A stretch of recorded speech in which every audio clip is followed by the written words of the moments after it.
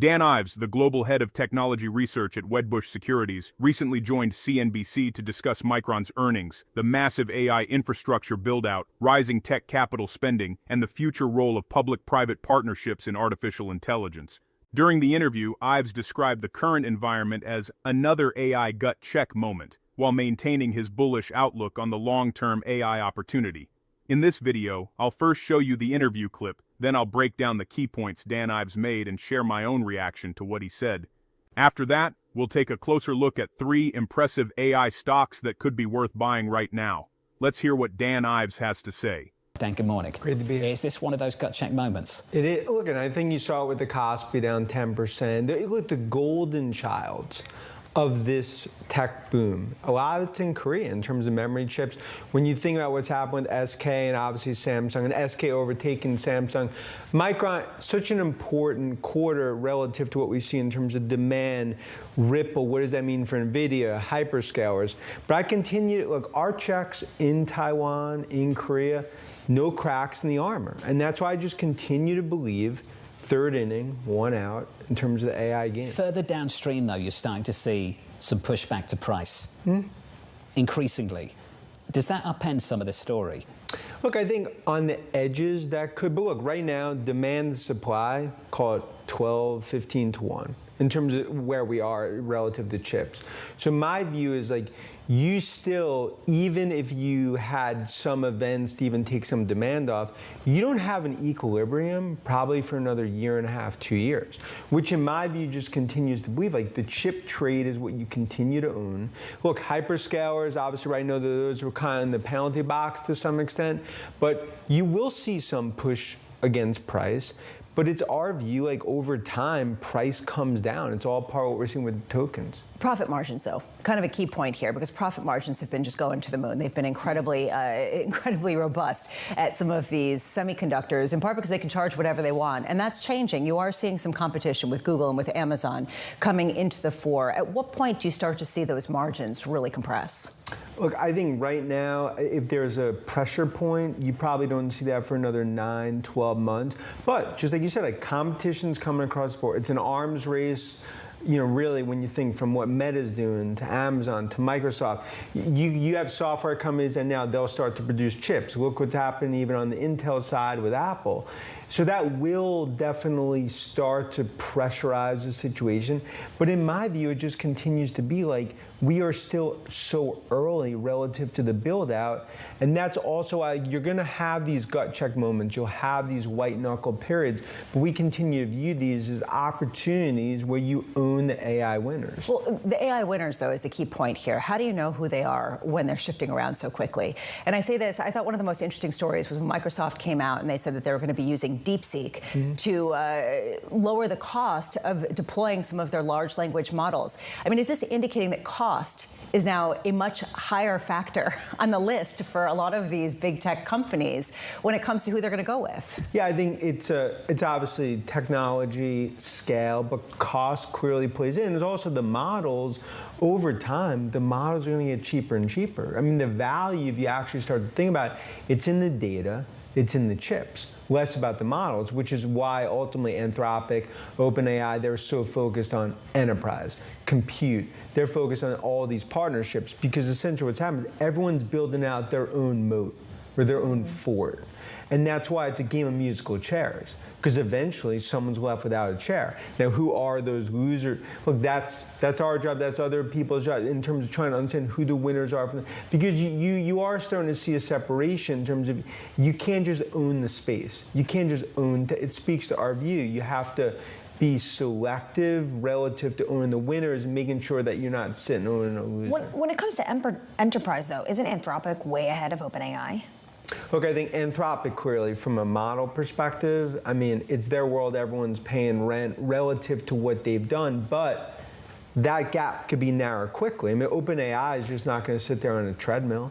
So OpenAI, they had their bullseye on their back, Anthropic, but you see what's happening with Anthropic, like in terms of going after talent from from Google. It's this arm, because a lot of it is going to be, it's about the engineers. It's about compute power. And that's going to drive more and more debt raises, equity raises, and that will be also tests for the market in terms of how it handles it. I haven't seen you since the president briefed me and a few reporters looking into, maybe doing something, public-private partnerships in these companies. What do you make of that, government taking a stake? Look, I think it's selectively, it's important if it's done the right way. Because you could argue, if you think Intel now, I mean, they're obviously in a glorious situation. Look where they were a year and a half ago. If government doesn't take a stake there, which ultimately led to Nvidia and more. Now you look at Lip and Intel, they're core in terms of the trade. When it comes to quantum, I think that's really important in terms of some of the government initiatives. And I think IBM and Arvin have been kind of front and center there because what's happening in China because of this arms race. Can we finish on two losers, Meta, Microsoft? What do I do with those names now? They're in bear markets. Yeah. Everyone's getting all bulled up on the tech story. Two of the biggest tech names on the planet are in a bear market. Yeah. What do you do with those names now? I think you have to separate them out. Microsoft, I think, is the most oversold large cap name. Just my view, have they made stumbles on Copilot and some other areas? Yeah, but in terms of enterprise, their backyard, Azure growth, compute, supply issues, I think that's ultimately a stock that, $550 stock. So I actually think that continues. Just like a year ago, the narrative on Google was so negative. Look where we are now. From Meta, look, it's a prove me, right now, they're going up Mount Everest without, oxygen or whatever, what they're trying to do. That will be the prove it moment for Zuck as he ultimately tries to go and change the model. I think they're going to be successful doing it, but you can't just spend on CapEx and not show any results. The interview begins with concerns surrounding memory chips, which have become one of the most important pieces of the AI infrastructure story. Investors were getting nervous because some of the biggest names in the memory chip industry were seeing stock price weakness, and naturally that raises the question, is this the beginning of a larger slowdown? Dan Ives does not think so. In fact, he describes this moment as another one of those inevitable gut check moments that happen during every major technological revolution. His view is that investors need to get comfortable with periods of fear, uncertainty, and volatility, because that's simply part of the journey. What really stood out to me here is his use of the baseball analogy when he says we're only in the third inning, one out of the AI game. That's actually a very bullish statement.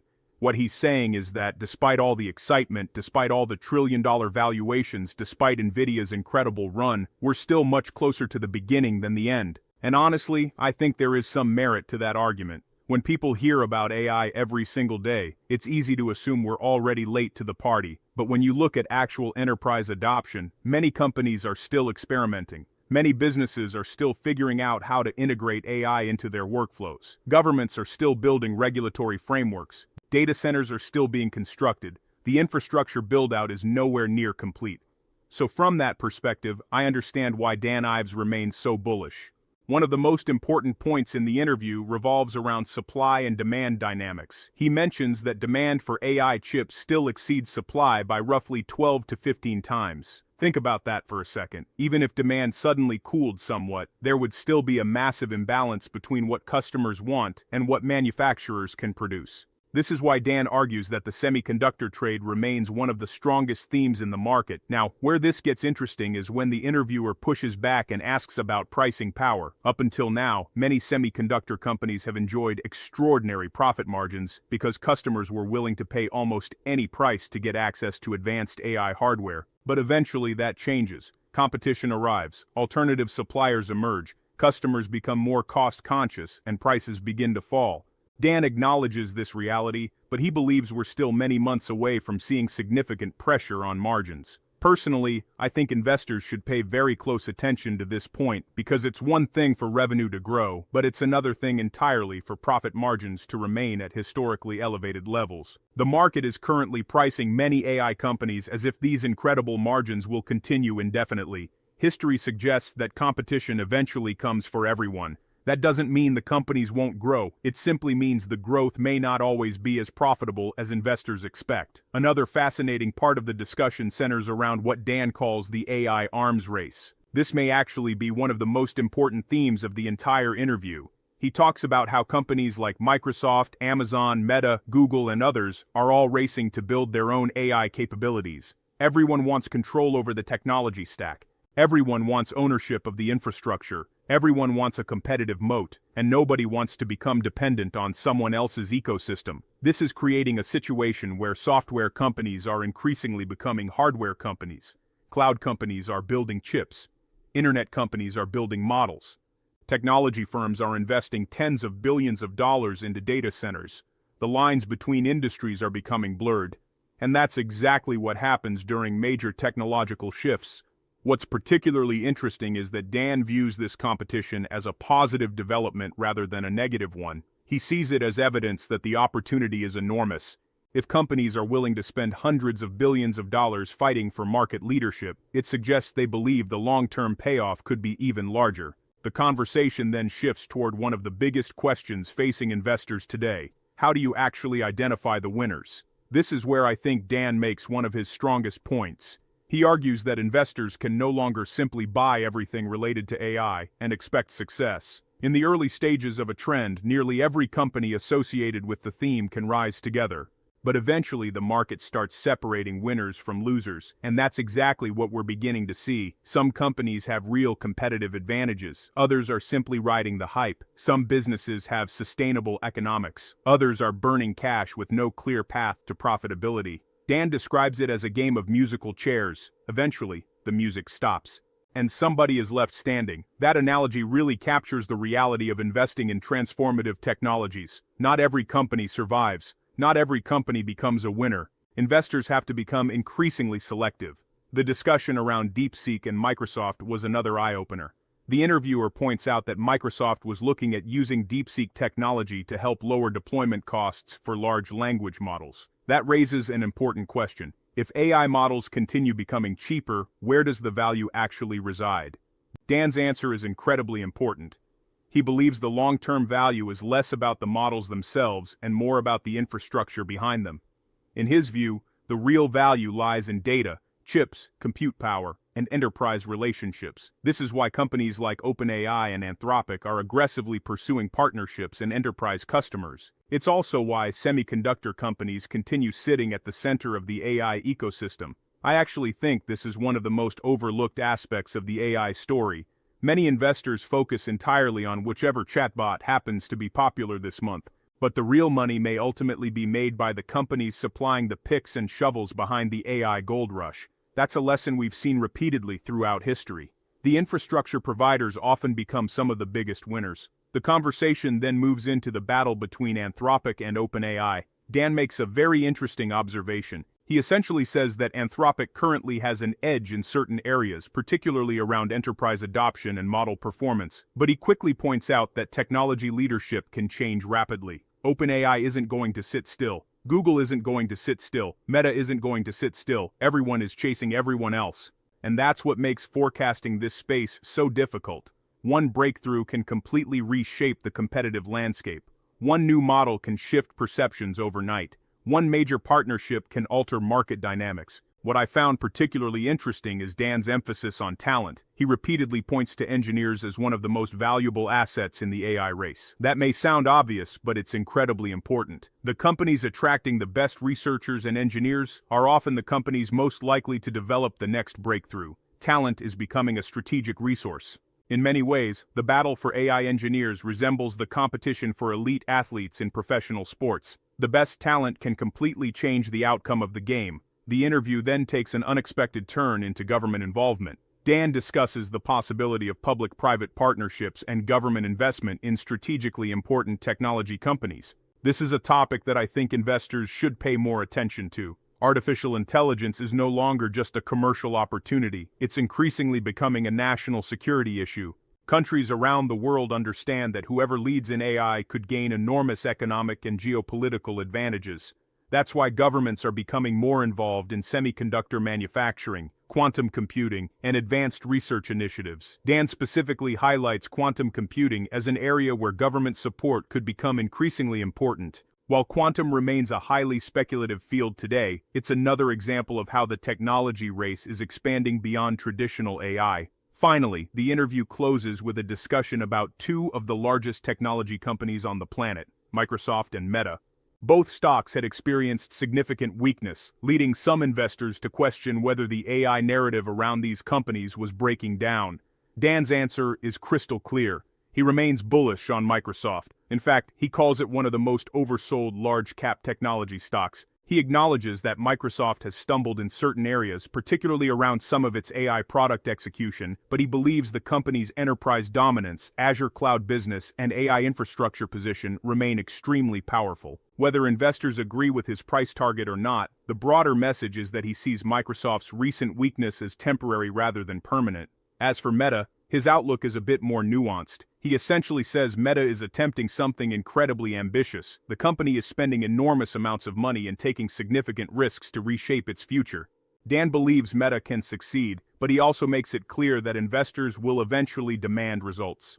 And I think that's a very fair assessment. At some point, spending billions of dollars is no longer enough. Investors need evidence that those investments are generating real returns. The days when companies could endlessly spend money on futuristic projects without accountability are largely over. If Meta wants the market's confidence, it will have to prove that its AI strategy translates into meaningful business outcomes. Stepping back from the entire interview, the central takeaway is that Dan Ives remains one of the biggest AI bulls on Wall Street. He acknowledges the risks, he acknowledges the volatility, he acknowledges the increasing competition, but none of those factors have changed his core thesis. He believes the AI revolution is still in its early chapters. He believes infrastructure remains the strongest area of the market. He believes investors should focus on the companies building the foundations of the AI economy. And perhaps most importantly, he believes that periods of fear and uncertainty should be viewed as opportunities rather than reasons to abandon the story. Whether you agree with him or not, one thing is clear. Dan Ives is looking years into the future, not weeks. While many investors are focused on the next earnings report or the next market pullback, he's focused on where artificial intelligence could be 5 or 10 years from now, and if he's right, the biggest winners of this AI revolution may still be in the process of being built today. Now let's dive into the 3 impressive AI stocks that could have the potential to generate massive returns as the artificial intelligence revolution continues to reshape the global economy.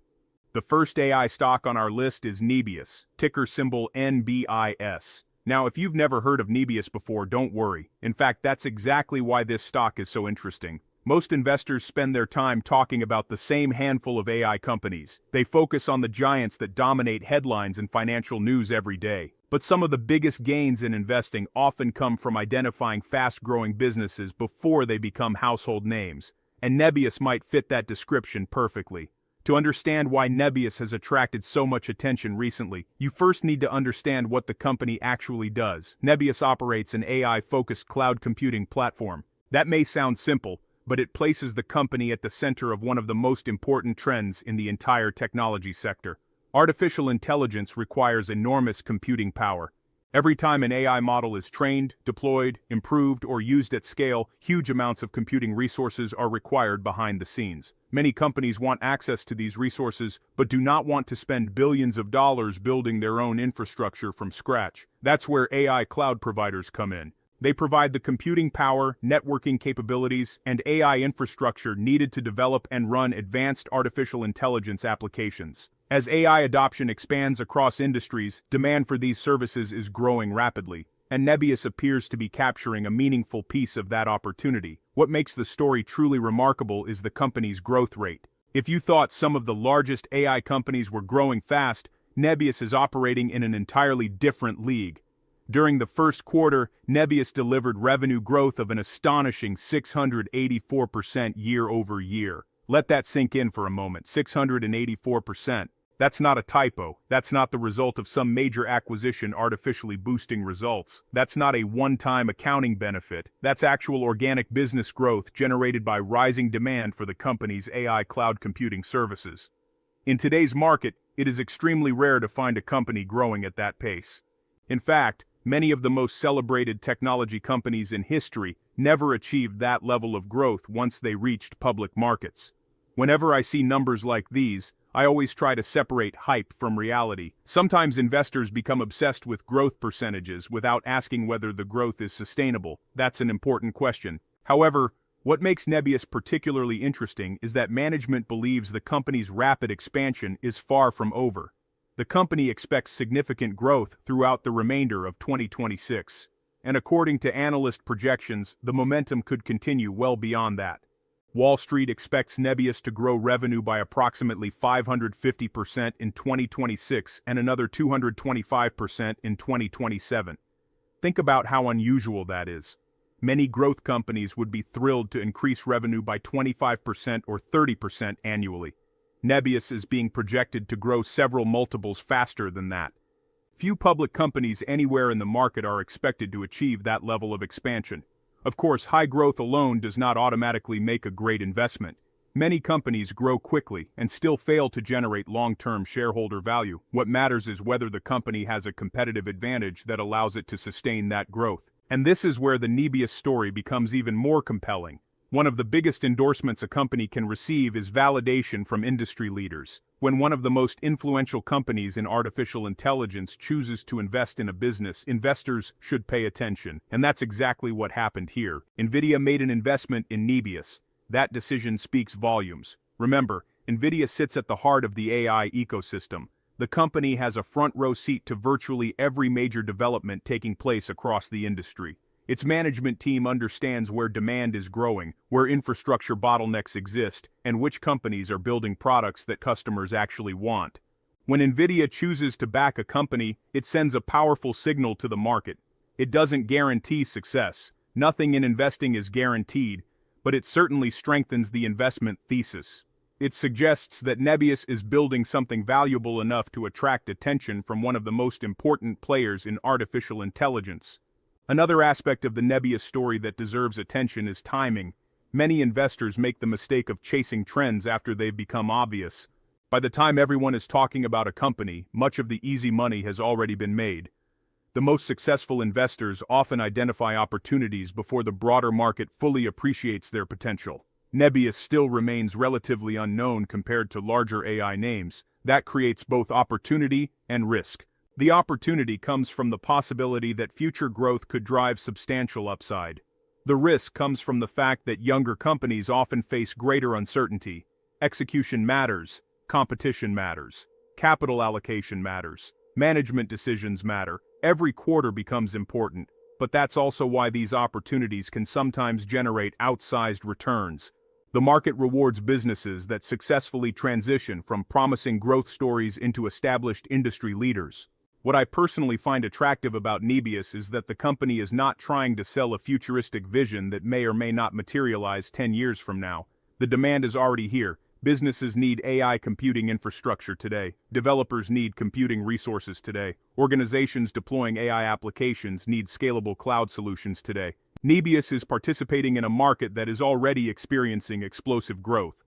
And that distinction matters. Investors are not simply betting on a distant possibility. They're investing in a business that is already generating extraordinary revenue expansion.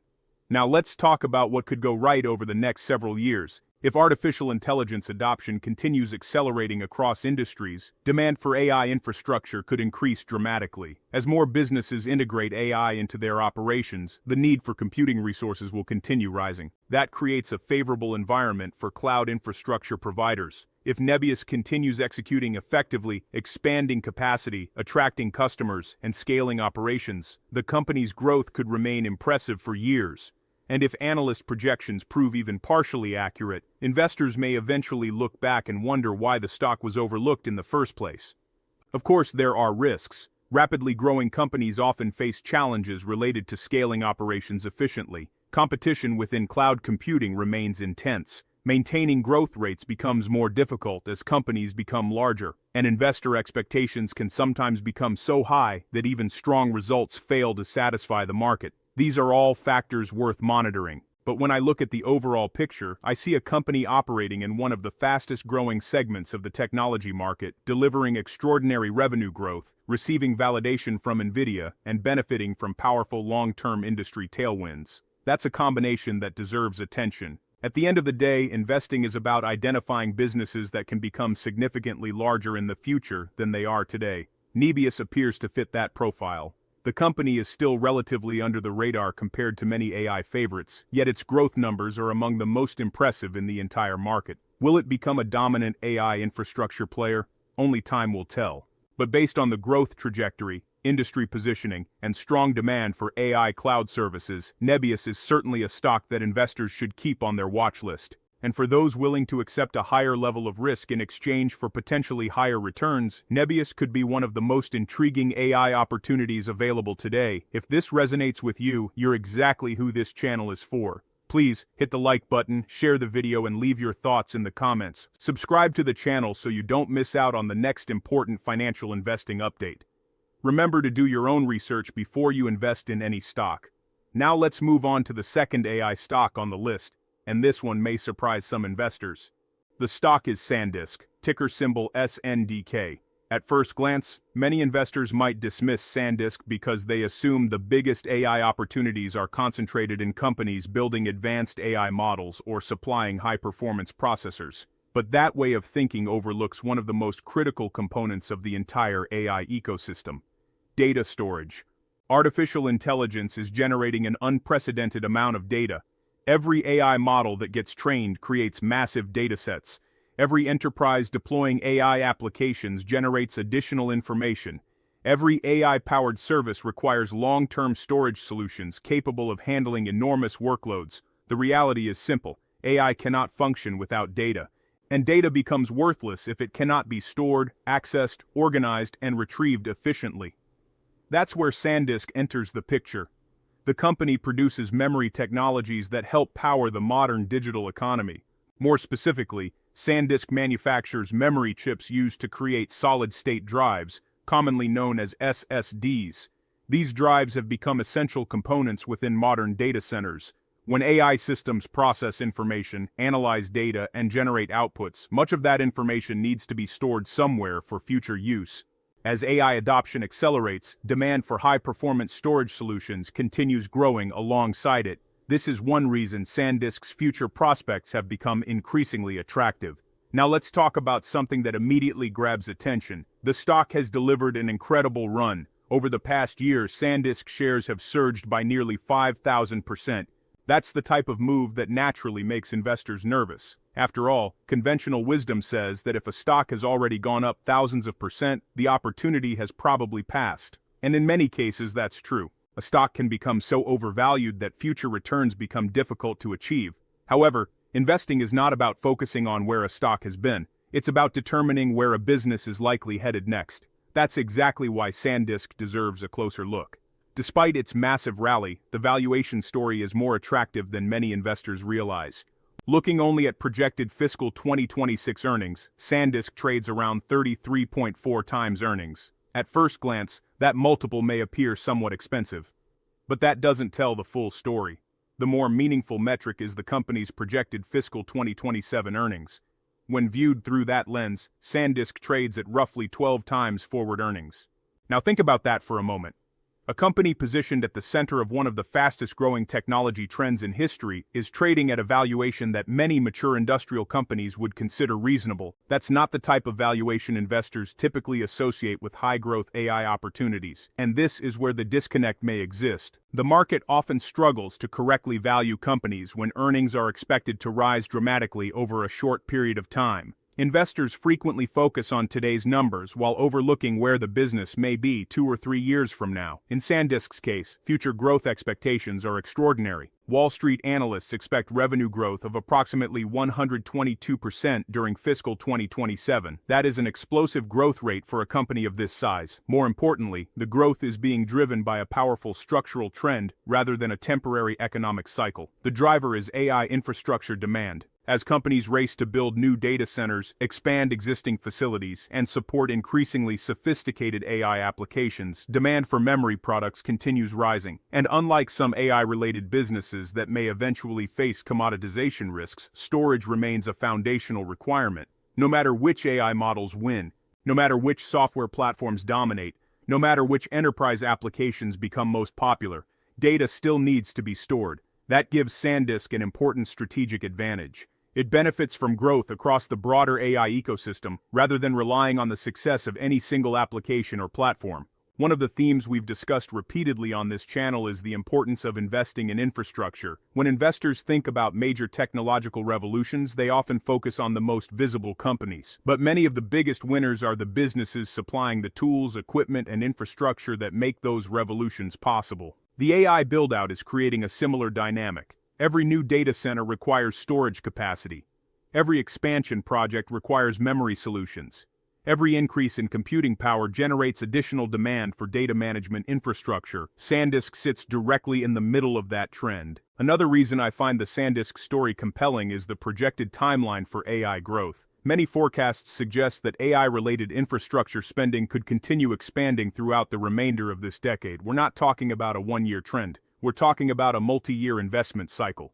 Companies around the world are investing hundreds of billions of dollars into artificial intelligence initiatives. Governments are investing. Technology firms are investing. Cloud providers are investing. Enterprises are investing. The amount of capital flowing into AI infrastructure remains enormous. As that spending continues, storage demand should remain strong. And if storage demand remains strong, Sandisk may be positioned to benefit significantly. One concern some investors may have is whether memory products eventually become oversupplied. Historically, portions of the memory industry have experienced cycles where supply exceeds demand, putting pressure on pricing and profitability. That's a legitimate consideration. However, the AI era may create a different environment than what investors experienced in previous technology cycles. The sheer amount of data being generated by artificial intelligence applications continues growing at a staggering pace. The storage requirements associated with AI workloads are unlike anything we've seen before.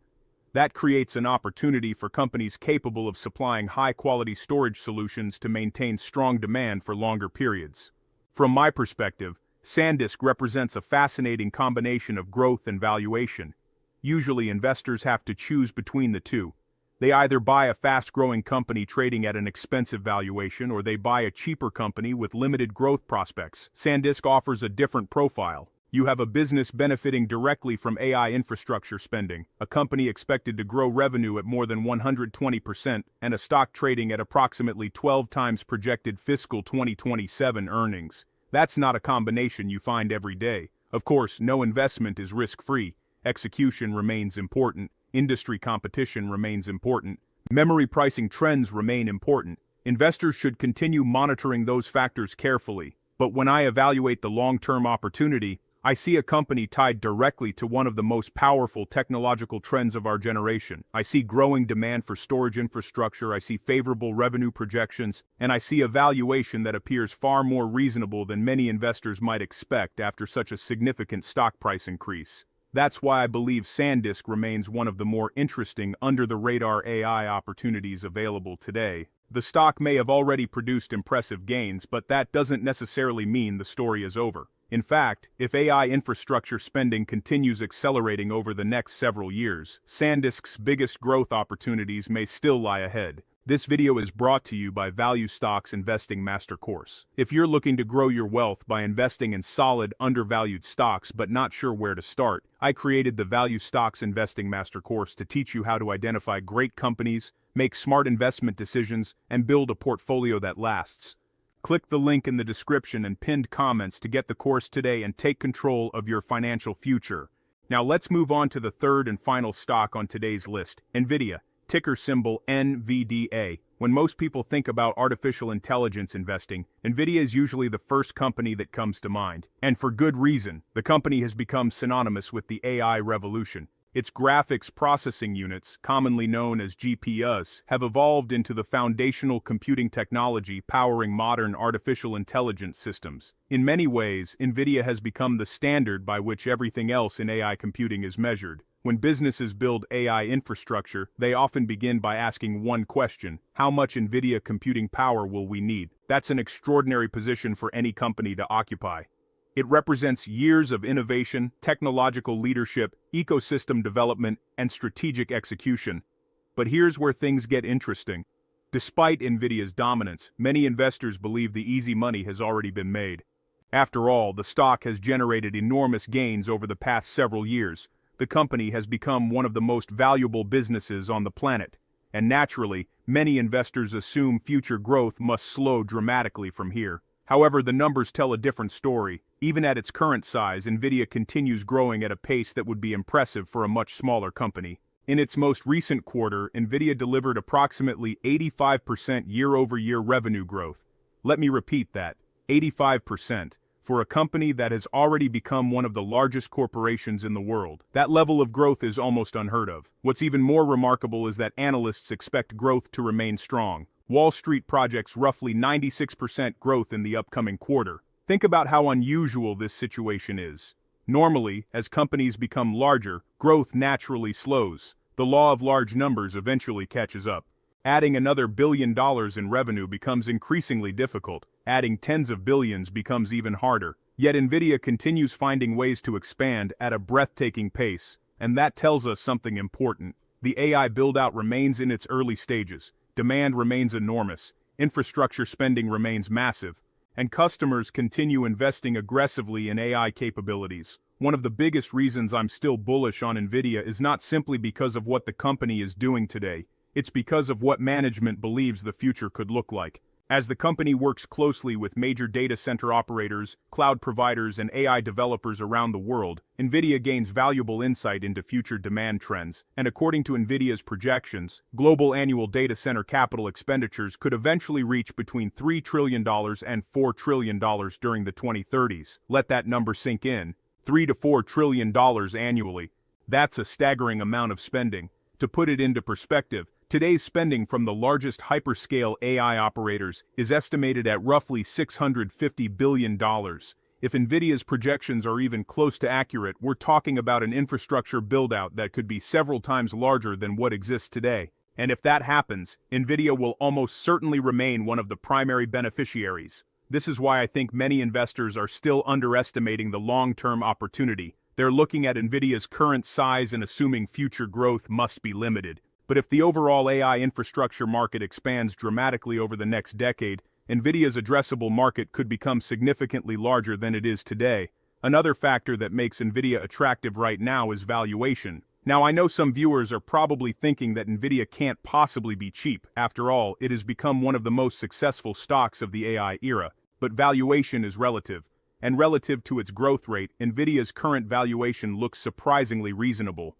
The stock trades at approximately 23.5 times forward earnings. That's not much higher than the broader market. In fact, the S&P 500 trades around 22 times forward earnings. Think about what that means. Investors can buy one of the fastest-growing large-cap companies in the world for a valuation only slightly above the broader market average.